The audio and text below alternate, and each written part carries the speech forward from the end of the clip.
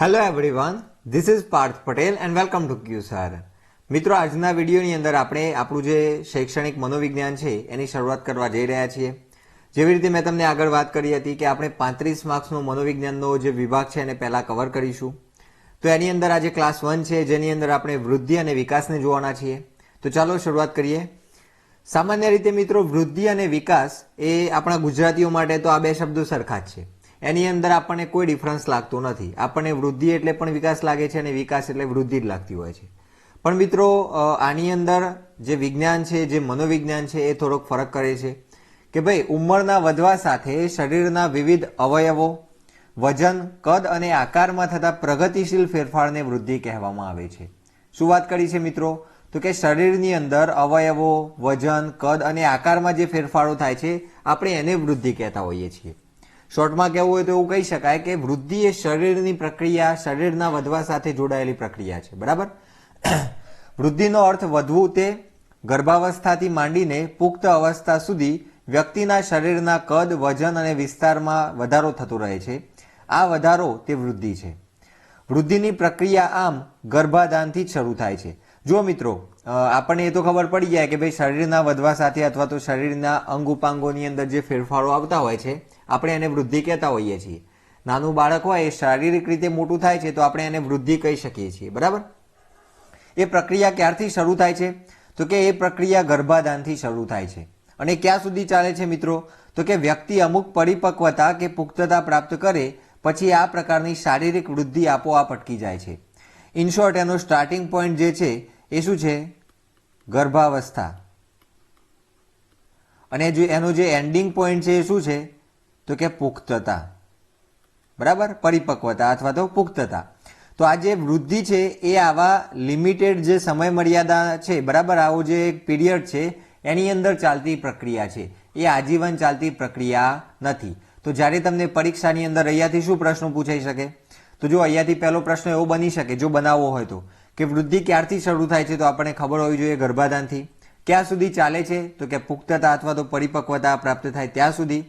વૃદ્ધિ કઈ બાબત સાથે સંકળાયેલી છે? તો કે શારીરિક વિકાસ સાથે અથવા તો શારીરિક જે વિવિધ અવયવો છે એના આકારમાં પ્રગતિશીલ જે ફેરફાર થતો હોય છે એની સાથે જોડાયેલી છે. અને બીજી વાત, આપણને કોઈ વિધાન આપેલું હોય કે નીચેના 4 વિધાનોમાંથી કયું વિધાન ખોટું છે અને એની અંદર એવું આપેલું હોય કે ભાઈ વૃદ્ધિ એ આજીવન ચાલતી પ્રક્રિયા છે, તો આપણને ખબર હોવી જોઈએ કે વૃદ્ધિ આજીવન ચાલતી નથી. એ ગર્ભાવસ્થાથી લઈને પુખ્તાવસ્થા આ જે વચ્ચેનો સમય છે એની અંદર ચાલે છે. ક્લિયર છે મિત્રો? ચલો હવે આગળ વધીએ.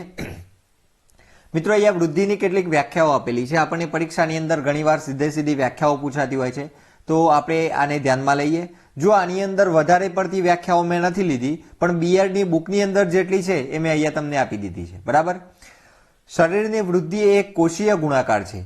તો જો અહીંયા કોષીય ગુણાકાર કોણ કહે છે વૃદ્ધિને? તો કે ફ્રેન્ડ. આને તમે કેવી રીતે યાદ રાખી શકો? તો આની તમારે એવી રીતે એક શોર્ટ ટ્રીક યાદ રાખવાની કે ભાઈ મારો જે મિત્ર છે, મારો જે ફ્રેન્ડ છે એ કેવો છે? ફેંકો છે. બરાબર? ફેંકો એટલે ફેંકનારો છે, બહુ ફાંકા મારે છે. તો અહીંયા જો આ ફે ઉપરથી તમને ફ્રેન્ડ યાદ રહેશે અને કો ઉપરથી તમને કોષીય ગુણાકાર યાદ રહેશે. બરાબર? તો આવી રીતે પણ તમે શોર્ટ ટ્રીક લગાડીને આને યાદ કરી શકો છો કે ભાઈ મારો ફ્રેન્ડ તો ફેંકો છે. ક્લિયર? એના પછી જો વૃદ્ધિ એ તદ્દન કુદરતી પ્રક્રિયા છે, તો આવું કોણ કહે છે? ક્રો અને ક્રો કહે છે. જો અહીંયા મેં 3 વ્યાખ્યાઓ લીધી છે. એક અહીંયા છે, બીજી અહીંયા છે અને આ ત્રીજી અહીંયા છે. આ 3 ક્રો એન્ડ ક્રોએ આપેલી છે, એટલા માટે આપણે એને અલગ લખેલી નથી. તો પહેલી વાત, વૃદ્ધિને કુદરતી પ્રક્રિયા કોણે કહી? તો કે ક્રો એન્ડ ક્રો. બીજી વ્યાખ્યા છે એની, સમગ્ર દેહતંત્રમાં ફેરફાર એટલે વૃદ્ધિ. આખા શરીરની અંદર આખું જે શરીરનું તંત્ર છે એની અંદર ફેરફાર એટલે વૃદ્ધિ. કોણ કહે છે? Crow and crow. કદ, આકાર અને બંધારણમાં ફેરફાર એટલે વૃદ્ધિ. આવું કોણે કહ્યું છે? તો કે ક્રો એન્ડ ક્રો. તો યાદ રાખીશું મિત્રો, આ તમે 1-2 વાર વાંચશો તો પણ તમને આરામથી યાદ રહી જાય એવી બાબત છે. બાળકના શરીર અને વ્યવહારમાં જે પરિવર્તન થાય છે તેને વૃદ્ધિ કહે છે. તો એ શરીર અને વ્યવહારમાં બંનેમાં વાત કરી છે. આવું કોણ કહે છે? તો એ પણ ફ્રેન્ડે કહેલું છે. તો મિત્રો યાદ રાખીશું, આની અંદર આપણે આજે 2 વ્યાખ્યાઓ છે ફ્રેન્ડની અને ક્રો એન્ડ ક્રોની, એ આપણા માટે ઇમ્પોર્ટન્ટ થાય છે. આપણે એને યાદ રાખવાનો પ્રયાસ કરીશું. બરાબર? ચલો નેક્સ્ટ જોઈએ. મિત્રો, એલિઝાબેથ હર્લોક નામના એક શરીરશાસ્ત્રી થઈ ગયા. એમને મનોવિજ્ઞાનની અંદર પણ પોતાનું જે યોગદાન છે આપેલું છે. તો એમને માણસની જે વૃદ્ધિ થાય છે એની અંદર આપણા શરીરના જે અલગ અલગ અવયવો છે એ અવયવોનો વિકાસ કેટલો થાય છે એ આપણને સમજાવવાનો પ્રયાસ કરેલો છે. તો જો અહીંયા એક માપ છે જન્મ અને બીજું છે જન્મથી લઈને આ પુખ્તાવસ્થા સુધી. તો આટલે સુધીમાં માણસના અલગ અલગ જે અવયવો છે, જે મુખ્ય અવયવો છે, એનો કેટલો વિકાસ થાય છે? તો કે માથું હોય એ જન્મથી લઈને જ્યારે પુખ્તાવસ્થા પ્રાપ્ત કરે ત્યાં સુધીમાં 2 ગણું મોટું થાય છે. એ જ રીતે છાતી, તો કે છાતી 2.5 ગણી થાય છે. એના પછી ધડ. ધડ એટલે શું મિત્રો તમને ખબર હશે? બરાબર, કોઈને ના ખબર હોય તો જોઈ લો. આ જે ઉપરનો ભાગ છે, બરાબર, આપણા શરીરનો આ જે કમરથી ઉપરનો ભાગ છે એને આપણે ધડ કહેતા હોઈએ છીએ. હવે મિત્રો એના પછી છે આગળ ધડ. એ કેટલા ગણું થશે? તો કે ધડ 3 ગણું થશે. 3 ગણું વધશે. મતલબ કે જ્યારે બાળક નાનું હોય, જ્યારે જન્મ લે ત્યારે એની જે સાઈઝ હોય એના ધડની એ એના કરતાં 3 ગણી વધીને મોટી થશે. બરાબર. એનાથી આગળ મિત્રો હાથ. તો હાથ કેટલા મોટા થશે? તો કે 4 ગણા. પગ, તો પગ કે 5 ગણા. તો જો આખો આ જે ક્રમ છે આપણને કદાચ હજુ સુધી પરીક્ષાની અંદર પૂછાયેલો નથી, પણ પૂછાય તો આપણને યાદ રહી જાય એવું છે. કેવી રીતે? તો કે 2 થી શરૂઆત કરવાની, પછી 2.5, એના પછી 3, પછી 4 અને 5. તો આવી રીતે આપણે લાઇનસર યાદ રાખવાનું. અને આની અંદર આ જે વાતો છે એ પણ તમે ઉપરથી જે માણસનું આખું જે શરીર છે એને ઉપરથી જોતા જોતા આવશો એટલે તમને આ બધી વસ્તુઓ સિક્વન્સમાં જોવા મળશે. જેમ કે પહેલાં માથું હોય, એનાથી નીચે જઈએ એટલે છાતી આવે. છાતી અને એનો આખો જે ભાગ છે એને આપણે ધડ કહીએ છીએ. એ ધડની સાથે શું જોડાયેલું હોય? તો કે હાથ જોડાયેલા હોય. અને સૌથી છેલ્લે નીચે પગ આવે. તો આવી રીતે મિત્રો તમે આને યાદ કરી શકો છો. ક્લિયર છે? ચલો નેક્સ્ટ. હવે આપણે મિત્રો વૃદ્ધિની લાક્ષણિકતાઓ જોઈએ. આની અંદરથી આપણને જો પરીક્ષાની અંદર વિધાનવાળો પ્રશ્ન આપવો હોય તો આપી શકે એમ છે. જો શું પૂછાશે એ હવે કોઈને ખબર નથી, કારણ કે આપણે જોઈએ છીએ કે મનોવિજ્ઞાનનું જે લેવલ છે અથવા તો મનોવિજ્ઞાનનું જે ફ્લો છે એ એકદમ ફ્લક્ચ્યુએટ થતો રહે છે. એટલે એની અંદર તમને કોઈ ક્લાસીસવાળો એ નહીં કહી શકે કે આની અંદરથી આ જ પૂછાશે. પણ આ મિત્રો આપણે બીએડની અંદર જેટલી પણ ઇમ્પોર્ટન્ટ વાતો છે મેં તમને એ આપી દીધી છે. એટલે આની અંદરથી પૂછાવાની સંભાવના પૂરેપૂરી છે એ હું તમને કહી શકું છું. ચલો નેક્સ્ટ. વૃદ્ધિ એ શારીરિક પરિવર્તનો સૂચવે છે. શરીરના કદ, આકાર કે વજનમાં કે અન્ય સ્વાભાવિક ફેરફારોને વૃદ્ધિ કહેવામાં આવે છે. ટૂંકમાં આમાં શું વાત કરી છે આ લાક્ષણિકતામાં? તો કે વૃદ્ધિ એ શરીરના જે કદ છે, શરીરના જે આકારો છે એ જે વધે છે એની સાથે જોડાયેલી બાબત છે. એનાથી આગળ મિત્રો વૃદ્ધિ મોટે ભાગે વારસા કે વંશાનુક્રમ પર આધારિત છે. તો અહીંયા તમે જોઈ શકો છો કે વારસો જેવો હોય અથવા તો એનો જે મતલબ વંશાનુક્રમ અને વારસો આ બંને વાતો સેમ જ છે. તો એ જેવો વારસો હોય એવી એની વૃદ્ધિ થશે. તમે જોયું હશે કે માતા પિતા બંને પડછંદ હોય તો પછી એમનો દીકરો પણ એવો થતો હોય છે. તો એ શું હોય છે? તો કે એને પાછળ વારસામાં મળેલી બાબત છે. એનાથી આગળ તે કુદરતી અને સહજ પ્રક્રિયા છે. બરાબર, આપણે જે પેલું કોમ્પ્લેન પીવાની વાતો છે એ બધી ખોટી છે. એ કુદરતી પ્રક્રિયા છે. ચયાપચયની ક્રિયા આપણા શરીરની અંદર જેટલી સારી થાય એટલી વ્યક્તિની વૃદ્ધિ સારી થાય. બરાબર, ખાધેલું જેને સારું પચતું હોય, જેની મેટાબોલિઝમ સારું કામ કરતી હોય એવા બાળકોને ન્યુટ્રિશન મળે અને એવા બાળકો મોટા થાય. તો એ કુદરતી પ્રક્રિયા છે. બરાબર. બાકી તમે પછી હોર્લિક્સ પીવડાવો કે પછી કોમ્પ્લેન પીવડાવો તો એ કોમ્પ્લેન અને હોર્લિક્સને પચાવવા માટે પાછી કંઈક બીજી કાયમચૂર્ણ ખવડાવવી પડે. તો આ છે કુદરતી અને સહજ પ્રક્રિયા છે. એના પછી મિત્રો માનવ જીવનમાં અમુક ઉંમર સુધી કે પરિપક્વતા કે પુખ્તતા પ્રાપ્ત થાય ત્યાં સુધી જ વૃદ્ધિ થાય છે. જો આ વાત ખાસ યાદ રાખવાની કે ભાઈ વૃદ્ધિ આજીવન ચાલતી પ્રક્રિયા નથી. બરાબર, એ પરિપક્વતા, ગર્ભાધાનથી લઈને પરિપક્વતા સુધીનો જે સમયગાળો છે એના વચ્ચે ચાલતી પ્રક્રિયા છે. વૃદ્ધિ મર્યાદિત કાળ સાથે જોડાયેલી છે. જો આ જે છે આ પીરિયડ આટલા સમય સાથે જોડાયેલી છે વૃદ્ધિ. એટલા માટે આપણે કહી શકાય કે વૃદ્ધિ મર્યાદિત કાળ સાથે જોડાયેલી છે. જો આની અંદરથી સમજી લો કે તમને કોઈ પણ વિધાનો આપેલા હોય કે ભાઈ વૃદ્ધિ કુદરતી પ્રક્રિયા છે અથવા તો વૃદ્ધિ સહજ પ્રક્રિયા છે, આવડે. વૃદ્ધિ મર્યાદિત કાળ સાથે જોડાયેલી છે તો ખબર હોવી જોઈએ કે હા મર્યાદિત કાળ સાથે જોડાયેલી છે. તો આ બાબતો પણ તમને ક્લિયર હોવી જોઈએ. એનાથી આગળ વૃદ્ધિની લાક્ષણિકતાઓ છે. વૃદ્ધિ કોઈ વિશિષ્ટ અંગોનું પરિવર્તન સૂચવે છે. જો શરીરના અંગો છે એનું પરિવર્તન થાય છે એ વૃદ્ધિ સૂચવે છે. બરાબર, એટલે ખાસ યાદ રાખવાનું, શરીરના અંગોમાં પરિવર્તન સૂચવે એને વૃદ્ધિ કહેવાય. વૃદ્ધિ નરી આંખે જોઈ શકાય છે, તેનું માપન શક્ય છે. વજન, કદ કે આકારમાં થતા ફેરફારો નોંધી શકાય છે. જો ખાસ આ વાત યાદ રાખવાની, વિકાસની અંદર અને વૃદ્ધિની અંદર આ એક ડિફરન્સ આવશે કે ભાઈ વિકાસને તમે પ્રત્યક્ષ રીતે માપી શકતા નથી. વિકાસ એટલે શું? તો કે એની અંદર મનોશારીરિક બાબતો આવે, આપણે આગળ જોઈશું એટલે તમને આઈડિયા આવશે. પણ એટલું યાદ રાખો કે વૃદ્ધિને માપી શકાય છે, વૃદ્ધિને નોંધી શકાય છે, પણ વિકાસને નોંધી શકાતો નથી. હા, એનું માપન થઈ શકે છે, પણ એ સચોટ છે એવું આપણે કહી શકતા નથી. જ્યારે આની અંદર તો તમે કોઈ બાળકની હાઈટ માપી લેશો તો પછી જેટલો તમારો આંકડો આવે એકદમ સચોટ હશે, એકદમ ચોક્કસ હશે. બરાબર. ચલો એનાથી આગળ, વૃદ્ધિના અંતે શારીરિક પરિપક્વતા આવે છે. બરાબર. વૃદ્ધિ પૂરી થઈ એવું ક્યારે કહેવાય? તો કે બાળક જ્યારે અહીંયા ગર્ભાધાન છે ત્યાંથી લઈને અહીંયા પુખ્તતા એ પ્રાપ્ત થાય અને ત્યાં જઈને એનો જે શારીરિક પરિપક્વતા આવવાની છે એ આવી જાય એટલે વૃદ્ધિ પૂરી થઈ એવું આપણે કહી શકીએ છીએ. તેનું માપન સરળ છે. બરાબર. વૃદ્ધિનું માપન એકદમ ઇઝીલી થઈ શકે. વજન કાંટો હોય એના ઉપર ચડીએ એટલે આપણો વજન ખબર પડી જાય. મેઝર ટેપથી આપણું માપ માપી લઈએ એટલે આપણને ખબર પડી જાય કે હાઈટ કેટલી છે. તો આજે વૃદ્ધિનું માપન છે એ બહુ સરળ છે. આગળનો ટોપિક છે મિત્રો, ગર્ભાધાનથી જ વૃદ્ધિની પ્રક્રિયા શરૂ થાય છે. આપણે આગળ જોઈ ગયા. બરાબર. તો ખાસ યાદ રાખો, વૃદ્ધિની લાક્ષણિકતાઓમાંથી પણ આપણને ક્વેશ્ચન બનાવીને પૂછી શકે એમ છે. હવે મિત્રો આપણે વાત કરીએ વિકાસની. અત્યાર સુધી આપણે જે જોઈએ વૃદ્ધિ હતી, હવે આપણે જોવાના છીએ વિકાસ. તો વૃદ્ધિ અને વિકાસની અંદર શું ડિફરન્સ છે આપણે જોઈએ.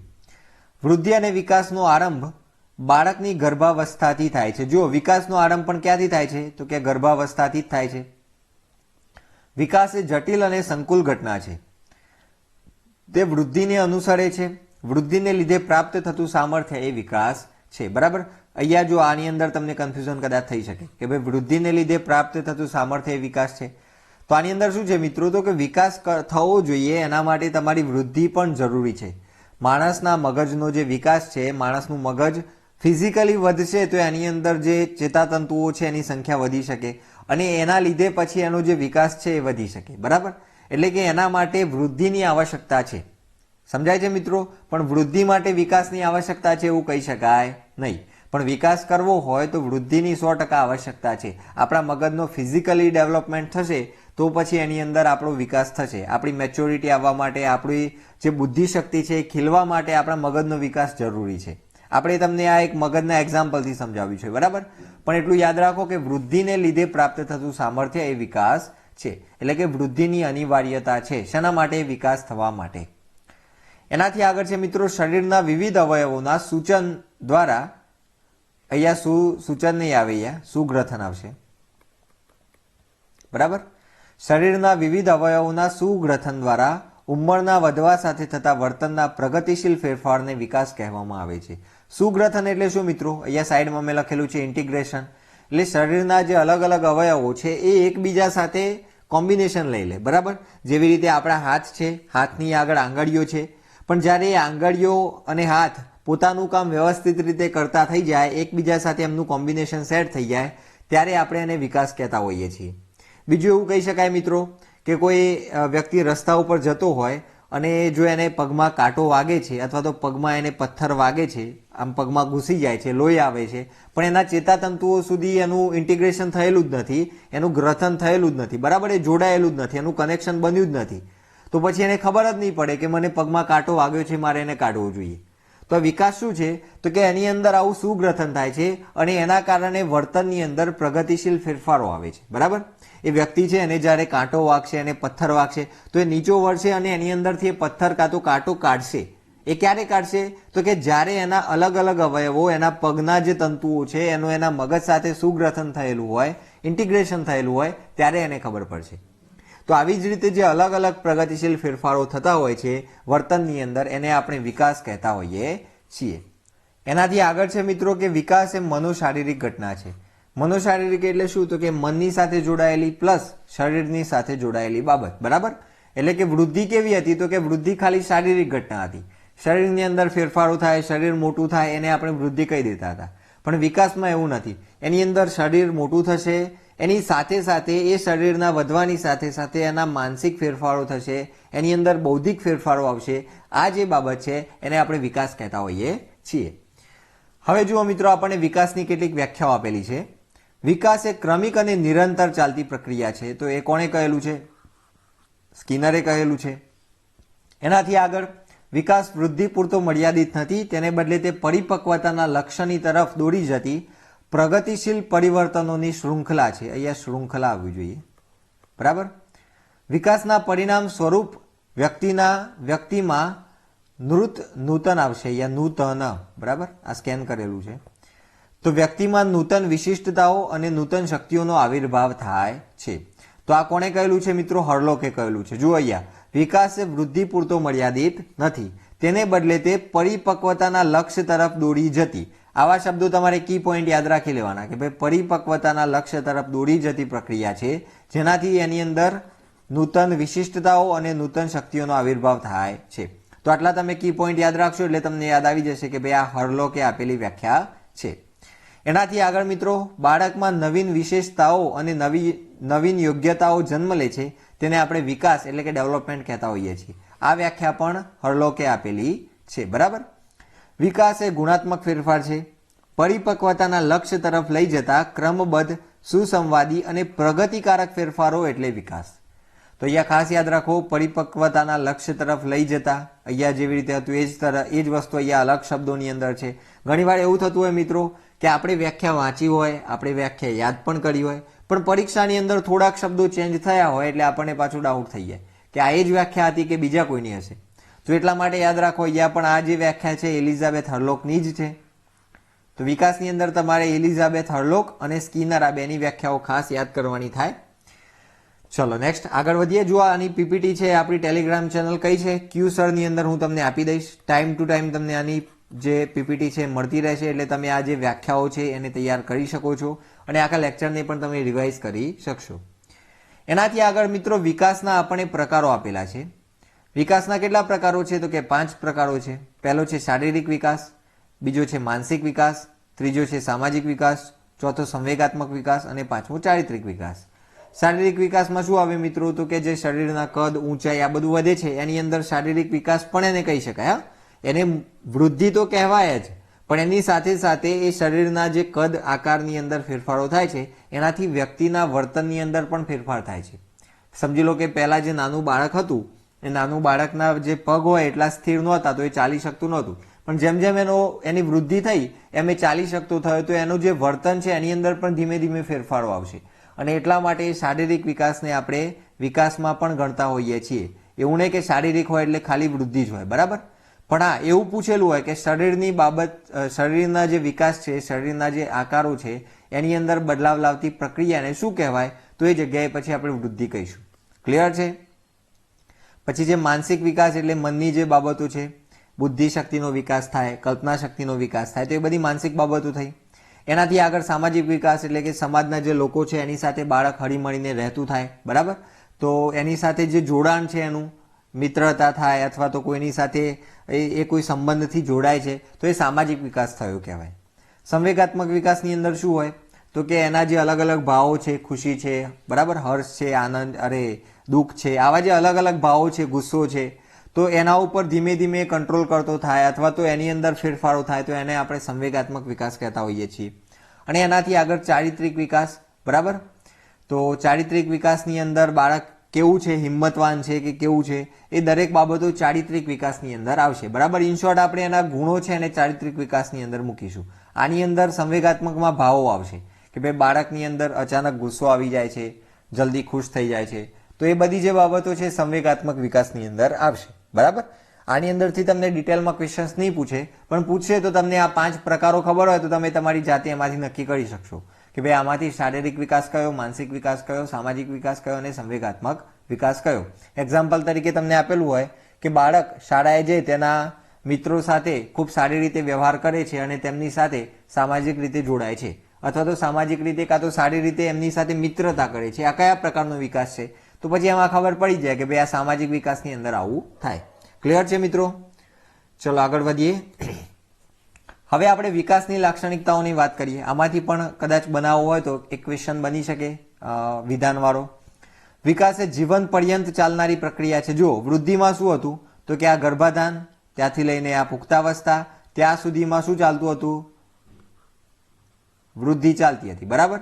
પણ વિકાસ કેવો છે? તો કે વિકાસ એ આજીવન ચાલતી પ્રક્રિયા છે. આ ગર્ભાધાન છે ત્યાંથી લઈને આજીવન ચાલતી પ્રક્રિયા એટલે વિકાસ, બરાબર. તો આ વાત મગજમાં ફિટ રાખવાની. વિકાસ એ સંકુલ ઘટના છે.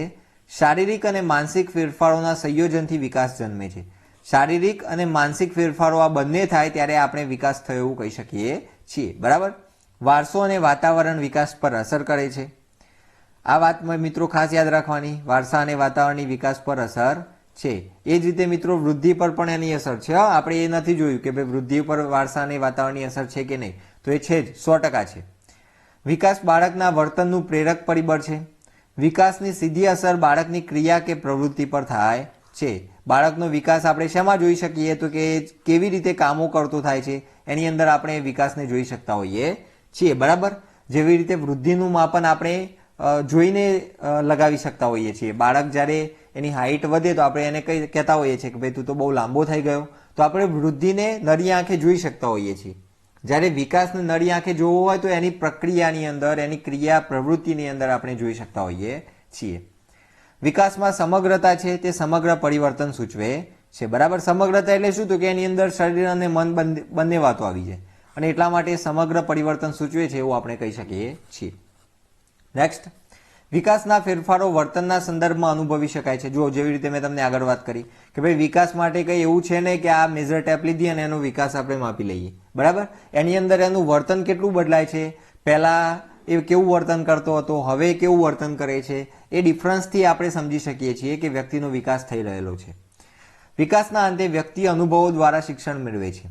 બરાબર, વિકાસના અંતે શું થાય, તો કે વ્યક્તિ એવો સક્ષમ બને કે ધીમે ધીમે પછી એ પોતાના અનુભવોથી શીખતો થાય.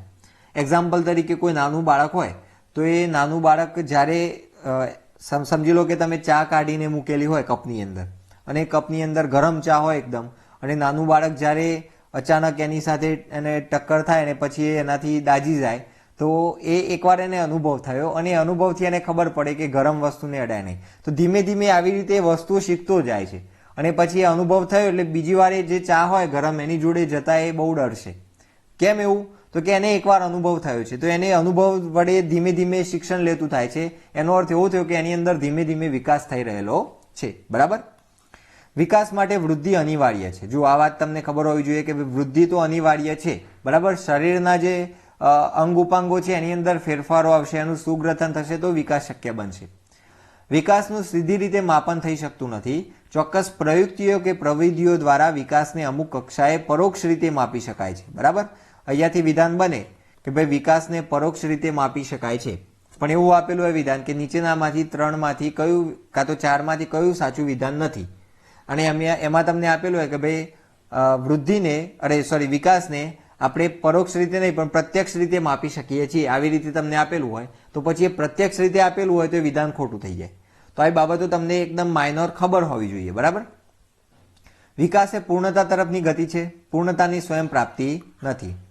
તેમાં વિશાળ સંભાવનાઓ રહેલી છે. સંભાવનાઓ એટલે શું, તો કે આ જે વિકાસ છે એનું માપન કરીએ પણ એની અંદર કોઈ પણ વ્યક્તિ એટલું સચોટ રીતે કહી શકે નહીં કે ભાઈ આ બાળકનો વિકાસ આટલો થયો છે. બરાબર, જ્યારે વૃદ્ધિની અંદર સચોટતા હોય કે ભાઈ એની હાઈટ માપી તો એ આટલી જ છે, એનું વજન તો કે આટલું જ છે, પણ આની અંદર એવી ચોક્કસતા હોતી નથી. આની અંદર ઘણી બધી સંભાવનાઓ રહેલી હોય છે. બરાબર, ચલો નેક્સ્ટ, વિકાસના સિદ્ધાંતો છે અલગ અલગ. મિત્રો આપણે સિદ્ધાંતોની વાત કરીએ. બરાબર, આ સિદ્ધાંતો તમને ડિટેલની અંદર આજ સુધી પૂછાયા નથી, પણ મેં વિકાસ અને વૃદ્ધિ માટેની જેટલી બાબતો છે એ બધી આ વિડીયોની અંદર કવર કરવાનો પ્રયાસ કરેલો છે, એટલે આપણે આ બાબતને પણ છોડવાની નથી.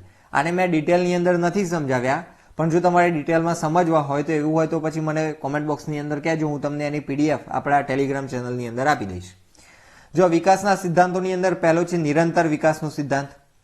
તો અહીંયા શું હોય નિરંતર વિકાસ, એટલે કે આ જન્મ થયો ત્યારથી લઈને એનો નિરંતર વિકાસ મૃત્યુ સુધી ચાલુ રહેશે. બરાબર, તો આ થયો નિરંતર વિકાસનો સિદ્ધાંત કે ભાઈ આ એકવાર અહીંયાથી શરૂ થઈ આ પ્રક્રિયા ગર્ભાધાનથી, ત્યાંથી લઈને બાળકનો વિકાસ સતત એના મૃત્યુ સુધી થયા કરશે. એના પછી છે મિત્રો વિકાસની વિભિન્ન ગતિનો સિદ્ધાંત. તો વિભિન્ન ગતિ એટલે શું, તો કે એક બાળક હોય અને બીજું બાળક હોય, આ બંને બાળકોના વિકાસની જે ગતિ છે કોઈની અંદર ગતિ વધારે હશે તો કોઈની અંદર ઓછી હશે. તો આ વિકાસની ગતિનો સિદ્ધાંત છે એવું આપણે કહી શકીએ છીએ. બરાબર, એટલે કે કોઈની વિકાસની સ્પીડ વધારે હોઈ શકે છે, જ્યારે કોઈ બાળક કદાચ માનસિક રીતે મંદ હોય તો એનો જે વિકાસનો દર છે એની જે ગતિ છે ધીમી હોઈ શકે છે. બરાબર, એટલે એવું નથી કે દરેકની અંદર વિકાસની ઝડપ સરખી હોય. એના પછી મિત્રો વિકાસ ક્રમનો સિદ્ધાંત. વિકાસ ક્રમ એટલે શું, તો કે પહેલા બાળકનો જન્મ થાય, ત્યાંથી પછી શૈશવાવસ્થા, પછી બાલ્યાવસ્થા. બરાબર, એટલે કે કિશોરાવસ્થા હોય, પછી તરુણાવસ્થા હોય, યુવાવસ્થા હોય, તો આવી રીતે સ્ટેપ બાય સ્ટેપ એનો ક્રમમાં વિકાસ થશે. એવું નહીં કે પછી ડાયરેક્ટ બાલ્યાવસ્થા પછી સીધી યુવાવસ્થા આવી જાય અને વચ્ચેની જે અવસ્થાઓ છે કટ થઈ જાય, એવું નહીં. એનો જે વિકાસ છે એ ક્રમમાં થશે. બીજું છે મિત્રો વિકાસ દિશાનો સિદ્ધાંત.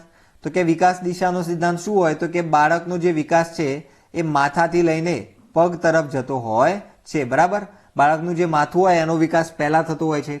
તમે જોયું હશે કે જ્યારે બાળક બહુ નાનું હોય ત્યારે એનું માથું આમ ટકતું હોતું નથી. તમે એને તેડો તો એવું લાગે કે હમણાં પડી જશે. તો એ જે માથું છે એ ડગમગાતું હોય છે, પણ ધીમે ધીમે ધીમે જેમ એનો વિકાસ થતો જાય છે એમ એનું માથું સ્થિર રાખતું જાય છે. અને ધીમે ધીમે જ્યારે માથું સ્થિર રાખતું થાય એના પછી એના પગ કામ કરતા થાય છે. બરાબર, કોઈ પણ બાળક ચાલતા શીખશે તો એના પહેલા એનું માથું સ્થિર થતું થઈ ગયેલું હશે. તમે એવું કોઈ બાળક નહીં જોયું હોય કે જેનું માથું હજુ આમ ડગમગાય છે અને એ ચાલતું શીખી ગયું. બરાબર, તો યાદ રાખો કે વિકાસની દિશાનો સિદ્ધાંત કયો છે? તો કે માથાથી લઈને પગ સુધીનો. ચલો એનાથી આગળ છે એકીકરણનો સિદ્ધાંત. એકીકરણ એટલે શું? તો કે બાળક પોતાના જે અલગ અલગ અંગો છે એ અંગોને વિવિધ રીતે ભેગા કરીને એનો ઉપયોગ કરતા શીખે છે. એક્ઝામ્પલ તરીકે બાળક પહેલા પોતાનો હાથ જ હલાવતું હોય, પછી હાથ અને આંગળીઓ બંને સાથે હલાવતું થાય અને એ બંનેનો ઉપયોગ કરીને કોઈ વસ્તુ પકડતા શીખે. તો આ એકીકરણનો સિદ્ધાંત છે એવું આપણે કહી શકીએ. એનાથી આગળ પરસ્પર સંબંધનો સિદ્ધાંત. પરસ્પર સંબંધનો સિદ્ધાંત એટલે શું મિત્રો? તો કે શારીરિક વૃદ્ધિ થાય તો વિકાસ બને છે. બરાબર, તો વિકાસ થાય છે. એટલે અહીંયા શારીરિક વૃદ્ધિ અને વિકાસ આ બંનેનો પરસ્પર સંબંધ રહેલો છે, એને આપણે પરસ્પર સંબંધનો સિદ્ધાંત કહેતા હોઈએ છીએ. એનાથી આગળ છે મિત્રો વ્યક્તિગત ભિન્નતાનો સિદ્ધાંત.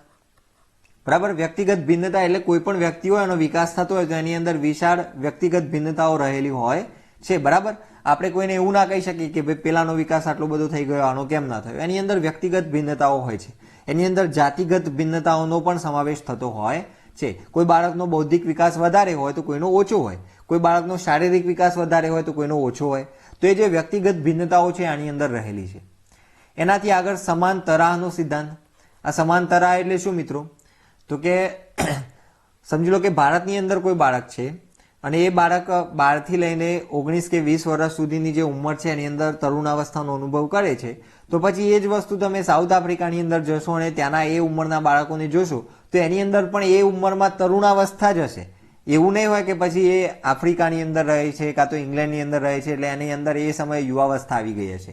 એટલે અહીંયા સમાંતરાનો અર્થ એ છે કે ભાઈ ભારતમાં જે ઉંમરમાં દરેક આખા દુનિયાની વાત છે, આખા વિશ્વની અંદર બાળકોની જે ઉંમર છે એના પ્રમાણમાં એનો જે સમાન તરાહનો જે સિદ્ધાંત છે અનુભવ હોય એ થતો હોય છે. બરાબર, એટલે કે શું હોય તો કે ભારતની અંદર અમુક ઉંમરે બાળકનો વિકાસ થતો હોય અને તરુણાવસ્થા મેળવે તો એ જ ઉંમરે બીજા દેશની અંદર પણ બાળકો તરુણાવસ્થાનો અનુભવ કરતા હોય છે. બરાબર, એકાદ વર્ષનો ફેરફાર હોઈ શકે વાતાવરણના કારણે, બાકી એની જે તરાહ છે એ તો સમાન જ રહેવાની.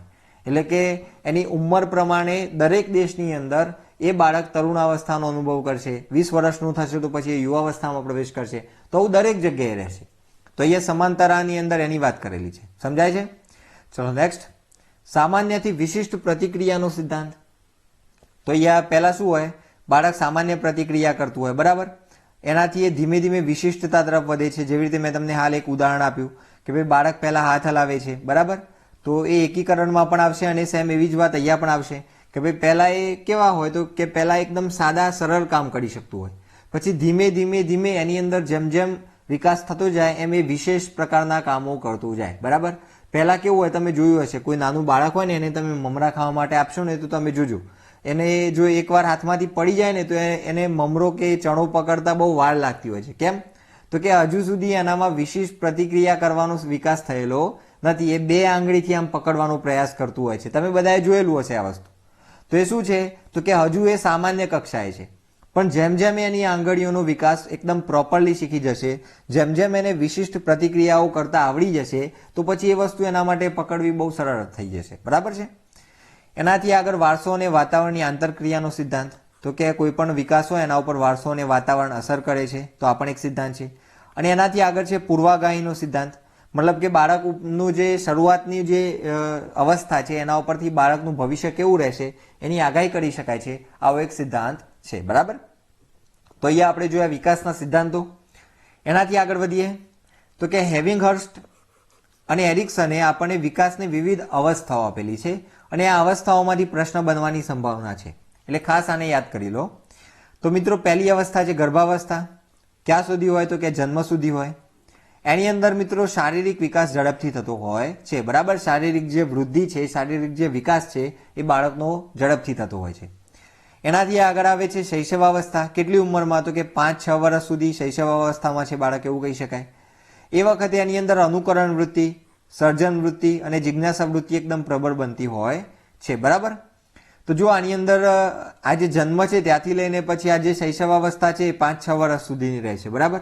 એની અંદર તમે જોયું હશે કે કોઈ નાનું બાળક હોય કોઈ વ્યક્તિને જોઈ જાય તો પછી એની એક્શન કરતું હોય છે. કેમ એવું? તો કે એની અંદર અનુકરણ કરવાની જે વૃત્તિ છે એ વખતે પ્રબળ હોય છે. એ જ રીતે સર્જન વૃત્તિ, એની અંદર કંઈક નવું બનાવવાની જે વૃત્તિ હોય છે એનામાં બહુ પ્રબળ હોય છે. એટલા માટે તમે જોયું હશે પેલા પ્લાસ્ટિકના રમકડા હોય છે જેને જોડી જોડીને કંઈક બનાવી શકાય. એ રમકડા બધા બાળકોને લઈ આપતા હોય છે અને એમાંથી એ પછી કંઈક નવું નવું બનાવી જતા હોય છે. તો એ સર્જન વૃત્તિ એની અંદર પ્રબળ હોય છે. અને એનાથી આગળ મિત્રો જિજ્ઞાસા વૃત્તિ પણ જબરદસ્ત હોય છે. એનાથી આગળની અવસ્થા છે મિત્રો કિશોરાવસ્થા. એનો ઉંમરગાળો કયો છે તો કે 6 થી 12 વર્ષ સુધી, બરાબર. આપણે આને બાલ્યાવસ્થા પણ કહેતા હોઈએ છીએ. એની અંદર શું છે મિત્રો તો કે કિશોરાવસ્થાની અંદર તર્ક વૃત્તિ એની અંદર પ્રબળ હોય છે અને સંગ્રહ વૃત્તિ, કોઈ પણ વસ્તુને ભેગી કરવાની જે વૃત્તિ છે એ બાળકોની અંદર બહુ હોય છે. તમે જોયું હશે મિત્રો કે સામાન્ય રીતે જે બાળકો, એવું નથી કહેતા કે ભાઈ આગળ જઈને એ ચોરી જ કરે છે, પણ ઘણીવાર બાળકો રસ્તો ભટકી જતા હોય છે, નાના બાળકો ચોરી કરતા હોય છે. તો એ જે ચોરી કરવાની ઉંમર છે એ મોટે ભાગે તમે નોટિસ કર્યું હોય તો કિશોરાવસ્થા જે હોય એ ઉંમરોની અંદર, એ ધોરણોની અંદર તમને વધારે જોવા મળતી હોય છે. કેમ? તો કે એ સમયે એની અંદર સંગ્રહ વૃત્તિ પ્રબળ હોય છે, એટલા માટે. એનાથી આગળ છે મિત્રો તરુણાવસ્થા, બરાબર. તરુણાવસ્થાને આપણે પોંગડાવસ્થા પણ કહેતા હોઈએ છીએ. તો જો અહીંયા 12 થી 19 વર્ષનો જે સમયગાળો છે એને આપણે તરુણાવસ્થા કહીએ છીએ. એને આપણે સંક્રાંતિકાળ તરીકે ઓળખીએ છીએ. પોંગડાવસ્થા, મૂંઝવણ અને કટોકટીનો સમયગાળો પણ આપણે એને કહી શકતા હોઈએ છીએ. એનાથી આગળ છે મિત્રો યુવાવસ્થા. તો યુવાવસ્થા છે 20 થી 40 વર્ષની. એ સમયે બાળકની અંદર સાહસ અથવા તો બૌદ્ધિક વિકાસ પૂર્ણ થાય છે. હવે એ બાળક નથી, એ યુવાન થાય છે, બરાબર. તો અહીંયા સાહસ અને બૌદ્ધિક વિકાસ એનો પૂરો થશે. આગળના જે છે એ આપણા માટે ઇમ્પોર્ટન્ટ નથી, કારણ કે આપણે બાળકોને ભણાવવા છે, આપણને પૂછશે નહીં, પણ તો પણ જોઈ લઈએ. પ્રૌઢાવસ્થા 40 થી 60 વર્ષ અને જીવનમાં સ્થિરતા આવે છે, બરાબર. જે કૂદકા મારતા હોય છે કે ભાઈ હું આ કરી લઉં, પેલું કરી લઉં, એ 40 થી 60ની ઉંમરની અંદર જોવા મળતું નથી. ધીમે ધીમે એની અંદર સ્થિરતા આવતી જાય છે. અને એનાથી આગળ છે મિત્રો વૃદ્ધાવસ્થા. તો 60 થી વધુ જેટલા વર્ષ હોય એને આપણે વૃદ્ધાવસ્થા કહીશું. એ સમયે વ્યક્તિને સહાનુભૂતિની જરૂર પડે છે. તો યાદ રાખીશું મિત્રો, આ હેવિંગર્સ્ટ અને એરિક્સને આપેલી વિકાસની અવસ્થાઓ છે. એની અંદર આપણે આ જે ગર્ભાવસ્થા, શૈશવાવસ્થા, કિશોરાવસ્થા, તરુણાવસ્થા અને યુવાવસ્થા આપણા માટે ખાસ છે, બરાબર. આપણે આટલા યાદ કરવાનો પ્રયાસ કરીશું અને એ સમયે એની અંદર કઈ લાક્ષણિકતાઓ વધારે હોય છે એ પણ આપણે યાદ કરવાનો પ્રયાસ કરીશું. નેક્સ્ટ, હવે આપણે એ જોઈએ કે ભાઈ વૃદ્ધિ અને વિકાસને અસર કરતા પરિબળો કેટલા છે અને કયા કયા. તો કે વૃદ્ધિ અને વિકાસ પર મુખ્ય 2 પરિબળો અસર કરે છે, વારસો અને બીજું છે વાતાવરણ. તો હવે આપણે આ વારસો અને વાતાવરણને સમજવાનો પ્રયાસ કરીએ. તો સૌથી પહેલા તો વારસો એટલે શું? વંશાનુક્રમ એનું બીજું નામ છે, બરાબર. વારસો અને વંશાનુક્રમ એક જ છે. તો એની વ્યાખ્યાઓ આપણને આપેલી છે કે ભાઈ વંશાનુક્રમ કે વારસો એ વ્યક્તિની જન્મગત વિશિષ્ટતાઓનો સમગ્ર સરવાળો છે, બરાબર. જન્મગત વિશિષ્ટતાઓનો સમગ્ર સરવાળો એટલે વારસો કે વંશાનુક્રમ. આ વ્યાખ્યા કોણે આપેલી છે તો કે BN ઝાએ આપેલી છે. વારસામાં એ બધી બાબતોનો સમાવેશ થઈ જાય છે કે જે તેના જીવનને આરંભ કરતી વખતે વ્યક્તિમાં હાજર હતી. તેના જન્મ સમયે નહીં, જન્મ પૂર્વે ગર્ભાધાન સમયે 9 માસ પહેલા હાજર હતી. તે બધી બાબતોનો વારસો કહેવામાં આવે છે. આવું કોણ કહે છે? ભાઈ વુડવર્થ કહે છે કે ભાઈ બાળક જન્મ લે એના પહેલા ગર્ભાવસ્થાની અંદર એના મતલબ એની અંદર જે વિશિષ્ટતાઓ હાજર હતી પહેલેથી જે હતી એ દરેક બાબતને આપણે વારસો કહી શકતા હોઈએ છીએ. પણ જેવો એ જન્મ લે છે એટલે પછી ધીમે ધીમે એના ઉપર વાતાવરણની પ્રક્રિયા શરૂ થશે. એટલે એના પહેલાનો જે સમયગાળો છે અને એ સમયે એનામાં જે વિશિષ્ટતાઓ હતી એને આપણે વારસો કહી શકતા હોઈએ છીએ. આ વ્યાખ્યા કોણે આપેલી છે તો કે વુડવર્થે આપેલી છે. હવે આગળ જોઈએ વારસો અને વંશાનુક્રમની અસરો. શું અસરો થાય છે તો કે બાળકની શારીરિક વૃદ્ધિની અંદર અથવા તો એની અંદર વિશિષ્ટતાઓ લાવવાની અંદર વારસો અને વંશાનુક્રમની અસર હોય છે. જેવી રીતે કોઈ બાપ હોય એની આંખો ભૂરી ભૂરી હોય, બરાબર, માંજરી આંખો હોય, તો એના દીકરાને જો એવી માંજરી આંખો મળે તો પછી એ શું છે તો કે એના વારસાની એના વંશાનુક્રમની અસર છે એવું આપણે કહી શકીએ છીએ. બરાબર. કોઈ વ્યક્તિ હોય એના ફેમિલીની અંદર બધા 6-6 ફૂટના માણસો હોય તો પછી એનું પાછળ જે બાળક આવે એની પણ હાઇટ લાંબી હોય તો એને વારસો મળ્યો છે, એનો જે વંશાનુક્રમ છે એની અસર છે એવું આપણે કહી શકીએ છીએ. એ જ રીતે મિત્રો બુદ્ધિની બાબતમાં પણ સેમ રહે છે. બરાબર. બુદ્ધિશાળી માતા પિતાના બાળકો બુદ્ધિશાળી થાય તો એના ઉપર વારસાની વંશાનુક્રમની અસર છે એવું કહી શકાય. એનાથી આગળ છે મિત્રો અહીંયા 3 નંબર આવશે. નંબર થોડા લોચા વાગી ગયા છે. તો અહીંયા 3 નંબરમાં વ્યાવસાયિક યોગ્યતા. તો કેટલ નામનો જે મનોવૈજ્ઞાનિક છે એ કહે છે કે ભાઈ વ્યાવસાયિક યોગ્યતા ઉપર વારસાની મોટી અસર છે. બરાબર. વ્યાવસાયિક યોગ્યતા જે હોય છે એના ઉપર કોની અસર છે તો કે વારસાની અસર છે. આવું કોણ માને છે તો કે કેટલ કહે છે. એનાથી આગળ 4 નંબરમાં આવશે સામાજિક સ્થિતિ. બરાબર. તમે જોયું હશે કે જેના માતા પિતા પહેલેથી સામાજિક રીતે સક્રિય હોય એના બાળકો પણ એવું બનતું હોય છે કે મોટે ભાગે એ પણ મોટા થઈને સામાજિક રીતે સક્રિય થતા હોય છે. તો એમને વારસામાં મળેલી બાબત છે એવું કહી શકાય છે. કોઈ પણ પોલિટિશિયન હોય તો એની બીજી કે ત્રીજી પેઢીમાં પાછો એના જેવો એકાદો આવે, આ એક પરંપરા થઈ જતી હોય છે. આ એને વારસામાં મળેલું છે એવું કહી શકાય છે. એનાથી આગળ 5મા નંબરમાં છે ચારિત્ર. બરાબર. તો એ ચારિત્રની બાબતમાં શું છે તો કે ચારિત્રહીન મા બાપ તો ચારિત્રહીન બાળકો. બરાબર. આવું કોણ માને છે તો કે ડંગડેલ. ડંગડેલ એવું કહે છે કે ભાઈ ચારિત્રહીન મા બાપ હોય તો પછી એમના બાળકો પણ કેવા બને? ચારિત્રહીન જ થાય. એમની અંદર એવો વારસો આવે જ નહીં કે સારા બને. બરાબર. એવું નથી કે ભાઈ દરેક વાર એવું હોય, પણ મોટે ભાગે એવું થતું હોય છે અને એની અંદર વારસાની કે વંશાનુક્રમની અસર છે એવું આપણે કહી શકતા હોઈએ છીએ. એનાથી આગળ 6ઠા નંબરે છે મહાનતા. વ્યક્તિની મહાનતાનું કારણ તેનો વંશાનુક્રમ કે વારસો છે. તો જો અહીંયા પ્રશ્ન આપણને પરીક્ષામાં કદાચ પૂછાય કે ભાઈ વ્યક્તિની મહાનતાનું કારણ વારસો કોણ ગણે છે તો કે એની અંદર જવાબ આવશે ગેલ્ટન. બરાબર. ગેલ્ટન કહે છે કે ભાઈ વ્યક્તિની મહાનતા એના વારસા કે વંશાનુક્રમના આધારે હોય છે. બરાબર. પછી અલગ અલગ ઉદાહરણો આપે છે કે કોઈ મહાન યોદ્ધા થઈ ગયો હોય તો એના વારસાની અંદર આગળ કોઈ એવો વ્યક્તિ થઈ ગયો હોય પૂર્વજોમાં કે જે મહાન હોય. બરાબર. જેવી રીતે રાણા સાંઘા એકદમ પ્રખર શક્તિશાળી હોય તો એમની જ પછી આગળની પેઢીઓની અંદર મહારાણા પ્રતાપ જન્મ લે. તો અહીંયા આપણને એ જે વાતો છે એ અહીંયા આપણને ગેલ્ટન સમજાવે છે કે ભાઈ મહાનતા હોય એ કેવી રીતે આવતી હોય છે તો કે એની અંદર વારસો કે વંશાનુક્રમનો પણ રોલ પ્લે થતો હોય છે. ચલો આગળ વધીએ. વાતાવરણ અને પર્યાવરણની વાત કરીએ. હવે અત્યાર સુધી આપણે વારસાની અને વંશાનુક્રમની અસરો જોઈએ. હવે આપણું જે વાતાવરણ છે, બાજુનું જે પર્યાવરણ છે એ શું અસર કરે છે એને સમજવાનો પ્રયાસ કરીએ. તો કે વ્યક્તિને તેના પૈતૃક વારસા સિવાય, બરાબર, એટલે કે પિતા તરફથી મળેલો જે વારસો છે એના સિવાય પ્રભાવિત કરનારા બધા જ તત્વોને આપણે વાતાવરણ કહી શકીએ છીએ. બરાબર. કાં તો વાતાવરણ છે. આ વ્યાખ્યા કોણે આપેલી છે તો કે બોરિંગે આપેલી છે. વાતાવરણ એવા બાહ્ય તત્વોનું સંમિશ્રણ છે કે જે વ્યક્તિને તેના જીવનના આરંભથી અસર કરે છે. જો વ્યક્તિનો જન્મ થાય એવું જ વાતાવરણ એને અસર કરવા લાગે છે. બરાબર. તો જો વુડવર્થે અહીંયા આપણને 2 પ્રકારની વ્યાખ્યાઓ આપેલી છે. તમે બંને સાથે સમજશો તો તમને જલ્દી યાદ રહેશે. વુડવર્થે પહેલા એવું કીધું કે બાળકનો જન્મ પૂર્વેનો જે સમય છે એટલે કે ગર્ભાવસ્થાનો જે સમય છે એ સમયે એની અંદર રહેલી જે વિશિષ્ટતાઓ છે એને આપણે વારસો કહી શકતા હોઈએ છીએ.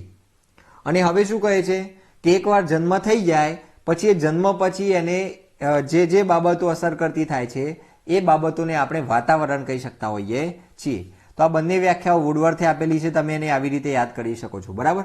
જન્મ પૂર્વેની વ્યાખ્યા પણ આપી અને જન્મ પછીની પણ વ્યાખ્યા આપી. ટેટ 2ની પરીક્ષાની હમણાં આપણને પ્રશ્ન પૂછાયો હતો અહીંયાથી. અહીંયા દુર્ગાનંદ આવશે. દુર્ગાનંદ સિંહા નામના જે મનોવૈજ્ઞાનિક છે એમને વ્યક્તિનો જે વિકાસ છે એના ઉપર 3 બાબતોની અસર થાય છે એવું કહ્યું છે. એની અંદર કઈ 3 બાબતો છે તો કે ઘર, બીજું છે શાળા અને ત્રીજા છે સમવયસ્કો એટલે કે મિત્રો. બરાબર. તો આવું દુર્ગાનંદ સિંહાએ કહ્યું છે કે ભાઈ બાળક હોય એ જ્યારે જન્મ લે ત્યારથી એના ઉપર 3 બાબતોની મુખ્ય અસર થતી હોય છે. કઈ બાબતો તો કે ઘર, શાળા અને સમવયસ્કો. બરાબર. ચલો નેક્સ્ટ આગળ વધીએ. આનો પ્રશ્ન પરીક્ષાની અંદર પૂછાયો હતો કે ભાઈ બાળકને વિકાસને અસર કરતા પરિબળો કયા છે નીચેનામાંથી. તો એમાંથી પછી 3 આપેલ તમામ એવો સાચો જવાબ આવતો હતો. આગળ છે મિત્રો વાતાવરણની અસરો. તો કે બાળકના શારીરિક વિકાસ ઉપર પણ વાતાવરણની અસર થાય છે. આની અંદર તમે પેલું ઉદાહરણ વાંચ્યું હશે કે આમ તો જાપાનીઓ કેવા હોય તો કે હાઇટની અંદર નીચા હોય, પણ જો એ વર્ષોથી અમેરિકામાં રહેતા હોય તો પછી ધીમે ધીમે એમની હાઇટ વધવા લાગે છે. તો આવું કેમ થાય છે તો કે એમના ઉપર વાતાવરણની અસર થઈ છે. ઘણા લોકોને તમે જોયા હશે કે અહીંયા ભારતમાં હોય તો એકદમ કારા બુલેટ હોય, પણ જેવા એ લંડન કે બીજા ફોરેન કન્ટ્રીની અંદર જાય ને પછી ઘેર આવે તો હા એવું લાગે કે આ તો ફેર એન્ડ લવલીની એડવર્ટાઇઝમાં જઈને આવ્યા કે શું, એટલા દોડા થઈ ગયા. તો એ શું થયું, એના ઉપર વાતાવરણની અસર થઈ એવું આપણે કહી શકતા હોઈએ છીએ. એનાથી આગળ મિત્રો માનસિક વિકાસ ઉપર પણ વાતાવરણની અસર થતી હોય છે. આમ તો એવું કહેવાય કે માનસિક વિકાસ ઉપર તો બહુ મોટી અસર થતી હોય છે વાતાવરણની, કારણ કે એને જેવું વાતાવરણ મળે એની આસપાસ જેવા લોકો હોય એવો એનો માનસિક વિકાસ થતો હોય છે. એનાથી આગળ બૌદ્ધિક વિકાસમાં પણ વાતાવરણની ખૂબ મોટી અસર છે. અને ચોથા નંબરે વ્યક્તિત્વ ઉપર પણ વાતાવરણની અસર છે. બરાબર, વ્યક્તિ કેવો થશે, એની અંદર કેવી કેવી, કોઈ બાળક પેલું છે ને 2 પોપટોવાળી વાર્તા છે કે ભાઈ 2 પોપટ હોય છે, એ એક જ મતલબ માળામાં જન્મેલા હોય છે, એક જ માના બંને બચ્ચા હોય છે. એકને જે કસાઈ હોય છે એ લઈ જાય છે અને બીજાને એક પંડિત લઈ જાય છે. હવે એ જ પોપટોને એક વ્યક્તિ, એક સજ્જન વ્યક્તિ જ્યારે રસ્તા ઉપરથી જતો હોય છે તો પહેલાં એ પેલા કસાઈવાળા પોપટને મળે છે. તો એ જે પોપટ હોય છે એને ગાળો આપે છે અને કહે છે કે ભાઈ એને પકડી લો, ચલો ચલો ફટાફટ કાપી નાખો. તો એના ઉપર શેની અસર થઈ, તો કે એના ઉપર એક કસાઈના બોલવાની અસર થઈ. એની આજુબાજુનું જે વાતાવરણ જેવું હતું કે ત્યાં ગાળો બોલાતી હતી, ત્યાં અભદ્ર ભાષા બોલાતી હતી, તો એના ઉપર એ અસર થઈ. જ્યારે એનાથી આગળ એ વ્યક્તિ વધે છે તો પેલો જે પોપટ હોય છે પંડિતના ઘરવાળો, એ શ્લોક બોલતો હોય છે. તો એવું કેમ, તો કે એના ઉપર વાતાવરણની અસર થયેલી હતી. ચલો નેક્સ્ટ. હવે આપણે વાત કરીએ મિત્રો પરિપક્વતાની. તો કે માનવી અને પ્રાણીના શારીરિક અને માનસિક વિકાસ પૂર્ણ થવાની પ્રક્રિયાને આપણે પરિપક્વતા કહેતા હોઈએ છીએ. માનવી અને પ્રાણીના શારીરિક અને માનસિક વિકાસ પૂર્ણ થવાની પ્રક્રિયાને આપણે શું કહેતા હોઈએ છીએ, પરિપક્વતા કહેતા હોઈએ છીએ. બરાબર, આમાંથી પણ પરીક્ષામાં ક્વેશ્ચન પૂછાયેલું છે, તો ખાસ યાદ રાખજો. તો મિત્રો આજના વિડીયોની અંદર આપણે વૃદ્ધિ અને વિકાસ જોવાનો પ્રયત્ન કરેલો છે. આની અંદર બીએડની બુકમાં આપેલી દરેક બાબતોનો મેં સમાવેશ કરી લીધો છે. એના સિવાય પણ મેં અલગ અલગ સોર્સિસની અંદરથી મને જે ઇમ્પોર્ટન્ટ લાગ્યું એ મેં લીધું છે. એટલે આની અંદર કંઈ રહેતું નથી એવું મને લાગે છે. અને બને ત્યાં સુધી તમારા જો વૃદ્ધિ અને વિકાસમાં પ્રશ્ન પૂછાય તો એ આમાંથી પૂછાય એવી સંભાવના પૂરેપૂરી છે. તો જો મિત્રો વિડીયો સારો લાગ્યો તો વિડીયોને લાઇક કરજો, ચેનલ સાથે હમણાં જ જોડાઈ જાઓ અને બેલ આઇકનને પ્રેસ કરી લો, જેથી આવનારા દરેક વિડીયોના નોટિફિકેશન્સ તમને મળી રહે. અને હા મિત્રો, આ જે આપણી પીપીટી છે, આ આપણી પીડીએફ છે, એ તમને ક્યુસર ચેનલ છે આપણી જે ટેલિગ્રામ, એની અંદર તમને આપી દઈશ. એટલે ક્યુસર ટેલિગ્રામ ચેનલની અંદર જોડાઈ જાઓ. આ આપણો ક્લાસ 1 છે. બરાબર, આપણે હમણાં શરૂઆત કરી છે, આપણો પહેલો ક્લાસ છે. આના પછી આપણે સિક્વન્સની અંદર આવી રીતે અલગ અલગ ટોપિકને શીખતા જઈશું. તો મળીશું નેક્સ્ટ વિડીયોમાં. Thank you very much.